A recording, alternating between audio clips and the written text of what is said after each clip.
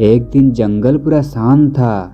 जंगल इतना शांत देखकर हर कोई हैरान था। अरे मीकू, आज जंगल इतना शांत लग रहा है, कहीं कुछ गलत तो नहीं होगा ना? अरे बहुत मानुस हो तुम चीकू, जंगल में कभी शांति नहीं हो सकता क्या? मिक्कू गुस्से से चीकू को कहती है। मीकू की यह बात सुनकर चीकू बिल्कुल चुप हो जाता है। आधी रात के बाद जंगल बिल्कुल धुआं धुआं हो जाता है। उस धुएं में से एक चुड़ैल निकलता है। इस जंगल में कितनी शांति है, यहाँ तो बहुत सारे जानवर और पक्षी होंगे। उन्हें खाकर मजा आ जाएगा। उन्हें मारकर मैं अपनी शक्ति बढ़ाऊंगी और अपनी भूख मिटाऊंगी। चुड़ैल को तभी एक चिड़िया दिख जाती है। चुड़ैल अपनी शक्ति से चिड़िया को बेहोश कर देती है और उसे एक गुफा में ले जाती है। गुफा के अंदर एक शैतान की मूर्ति होती है। चुड़ैल मूर्ति के पास जाकर कहती है, हे शैतानों की देवता, मैं आपकी सेवा में एक चिड़िया लाई हूँ, इसकी बलि स्वीकार करें। ये कहकर चुड़ैल एक तलवार से चिड़िया का सिर काट देती है। अब शैतान देवता को तो बलि दे दी, अब मैं उनका प्रसाद खाऊंगी। ऐसा कहकर चुड़ैल चिड़िया का मांस खा लेती है। चीकू और मीकू बात कर रहे होते हैं कि तभी जंगल का राजा गीद वहां आ जाता है। उसे देखकर चीकू और मीकू चुप हो जाते हैं। हा, क्या हुआ? अपन को देखकर तुम लोग चुप क्यों होएगा बा? अपन तुम लोगों को नहीं खाएंगा रे बाबा, अपन नॉनवेज खाना छोड़ दिया। नहीं नहीं महाराज, हम जानते हैं कि आप रामदेव के भक्त हैं। आप नॉनवेज नहीं खाते, इसलिए तो हम जिंदा हैं। महाराज, ये मीकू तो हमेशा ऐसी ही कहती है, आप उसकी बात मत सुनो। हम अपने दोस्त कुकू चिड़िया को कब से ढूंढ रहे हैं, वो घर पर भी नहीं है, पता नहीं कहाँ चला गया है। ओड़ी बाबा, तुम लोग चिंता काहे को कर रहे हो? देखो कहीं दाना लेने गया होगा। अब अपन चला, अब अपन को सोने का समय हो गया है। अगर तुम लोगों को कोई मदद चाहिए तो हमारे महल में आ जाना। ये कहकर महाराज वहां से चले जाते हैं। रात होने के बाद चुड़ैल फिर से अपनी गुफा से बाहर आती है और अपनी शिकार ढूंढने लगती है और उसे हरियाचिल एक पेड़ के नीचे बैठा नजर आता है। खाने के लिए जंगल में तो बहुत सारे पक्षी हैं। कितना मोटा और ताजा चिल है, इसे खाकर तो मजा ही आ जाएगा। ये कहकर चुड़ैल उस चील के पास जाती है और जोर से चिल्लाने लगती है। कौन है जो इस तरह से चिल्ला रहा है? क्या उसे अपनी जान प्यारी नहीं? इतना कहने के बाद जब उसने पीछे मुड़कर देखा तो चुड़ैल को अपने सामने देखकर वो डर गया। वो मैं हूँ चील महाराज, जिसे अपनी जान प्यारी नहीं होगी। मार डालो मुझे, मेरी जान ले लो। चुड़ैल को सामने देखकर चील डर जाता है और वहां से भागने लगता है। फिर चुड़ैल चील के सामने आ जाती है और चील को बेहोश कर देती है। कहाँ तक भागोगे चील महाराज? इतने मोटे शरीर के साथ कहाँ तक जा सकते हो?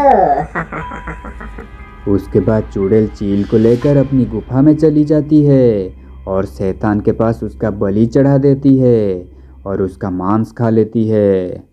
अगले दिन चील का बेटा गुल्लू रोते हुए जंगल में घूम रहा होता है। हे भगवान, मेरे पापा कहाँ चले गए? कोई तो ढूंढ कर ले आओ उन्हें। मैं कितने दिनों से मांस नहीं खाया है, कोई तो उन्हें ढूंढ कर ले आओ। वो देखो कलयुग का चिल, एक तो उसका बाप खो गया है और उसे मांस खाने की पड़ी है। अरे मीकू, उसका बाप खो गया है तो क्या वो खाना खाना छोड़ देगा? वो एक चील है, तेरी जैसी दुबली पतली चिड़िया नहीं, समझी? अब चल उसके पास चलते हैं और देखते हैं कि क्या हुआ है। उसके बाद चीकू और मीकू चील से उसके पिता के बारे में पूछते हैं। चीकू गुल्लू की सारी बातें सुनने के बाद उससे कहता है, अरे ये तो बड़ी चिंता की बात है, अब हमें महाराज के पास जाना पड़ेगा। वो हमसे अधिक बुद्धिमान और शक्तिशाली है, वो ही कुछ कर सकते हैं और वो हमारे महाराज भी हैं। ये कहकर चीकू, मीकू और गुल्लू महाराज से मिलने के लिए निकल जाते हैं। महाराज के गुफा के पास पहुंचकर चीकू महाराज को बुलाने लगता है। अरे महाराज बाहर आइए, हम बहुत परेशानी में हैं, जल्दी से बाहर आइए। अरे डार्लिंग मधुबाला, थोड़ा जाकर तो देखो ये चीकू क्यों चिल्ला रहा है। उसके बाद मधु बाहर आती है, चीकू से देखकर कहता है, अरे महारानी आप क्यों चली आई, प्लीज़ थोड़ा जाकर महाराज को भेजिए, ये मामला आपकी बस की नहीं है। अपनी बेइज्जती होता देख मधु गुस्सा हो जाती है। लगता है तुझे पता नहीं, मैं आज भी नॉनवेज खाती हूँ। ज्यादा बोलोगे तो यहीं मारकर खा जाऊंगी। मुझसे नहीं होगा। अबे तेरा महाराज भी मुझसे डरते हैं। मधु को गुस्से में देखकर चीकू कहता है, महारानी आप तो गुस्सा हो गई, आई एम जस्ट जोकिंग, मेरा मतलब आपका अपमान करना नहीं था, हम थोड़े टेंशन में थे ना, इसलिए मुंह से निकल गया। तभी वहाँ पर महाराज आ जाते हैं। फिर सब राजा को चील के बारे में बताते हैं। राजा ने सब कुछ सुनने के बाद कहा, लगता है हमारी जंगल में कोई बाहरी जीव घुस आया है, तुम लोगों चिंता मत करो, तुम सब घर जाओ, अपन देखता है ये सब कौन कर रेला है। उसके बाद चीकू, मिकू और गुल्लू वहाँ से चले जाते हैं।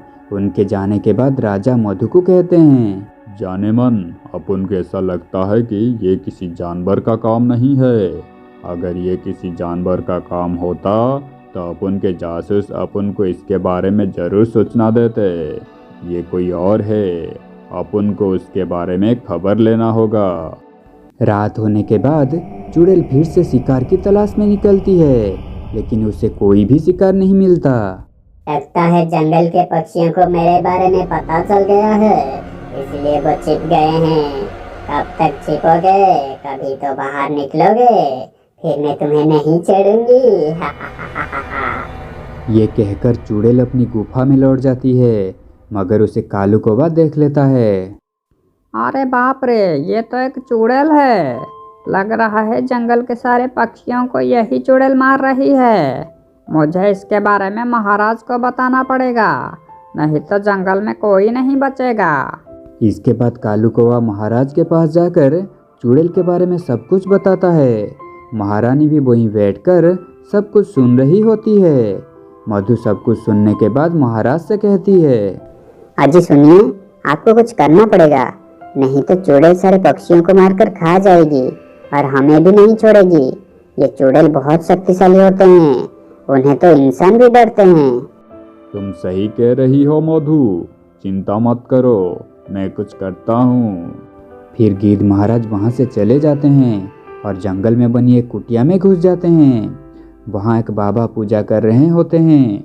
बाबा गिद्ध को देखकर बोलते हैं, क्या हुआ गिद्ध महाराज, तुम बहुत डरे हुए लग रहे हो, जंगल में और कोई बलवान गिद्ध आ गया है क्या?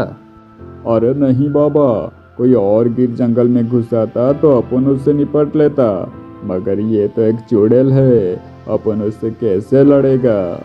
फिर गिद्ध महाराज बाबा को सारी बात बताते हैं। बाबा सारी बात सुनकर कहते हैं, ये तो सच में बहुत सोचने की बात है, उस चुड़ैल का तो कुछ करना पड़ेगा। फिर बाबा आंखें बंद कर बैठ जाते हैं और फिर कहते हैं, बेटा, उस चुड़ैल का जीवन एक शैतान की मूर्ति में है, तुम जाकर उस मूर्ति को तोड़ दो, फिर वो चुड़ैल मर जाएगी। मूर्ति उस गुम्फा में है जहाँ वो चुड़ैल रहती है। बाबा की सारी बात सुनने के बाद गिद्ध वहाँ से चला जाता है और रात होने के बाद चीकू, मिकू और मधु महाराज के साथ चुड़ैल गुफा के पास जाते हैं। चीकू, तू यहीं पर था, जब चुड़ैल तुझे गुफा के अंदर ले जाएगा तो अपन और मधु पीछे से आकर उस मूर्ति को तोड़ देगा, समझा क्या? समझ गया महाराज, आप मुझे बलि का बकरा बनाना चाहते हैं, लेकिन मैं अंदर नहीं जाऊंगा। चीकू की बातें सुनने के बाद मधु से कहती है, अगर तू अंदर नहीं गया तो मैं तुम्हें यहीं मार डालूंगी। तुझे पता है ना कि मुझे नॉनवेज बहुत पसंद है, समझा? अब जा अंदर।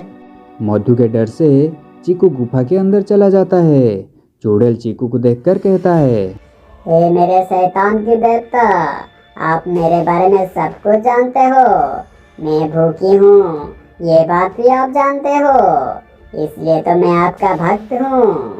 इस चिड़िया का नरम नरम मांस खाकर तो आज मजा ही आ जाएगा।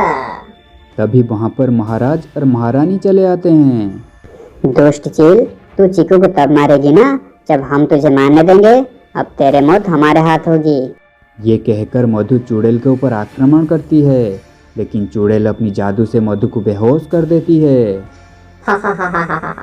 तुम्हारे जैसे पक्षियों की औकात नहीं है मुझे मारने की।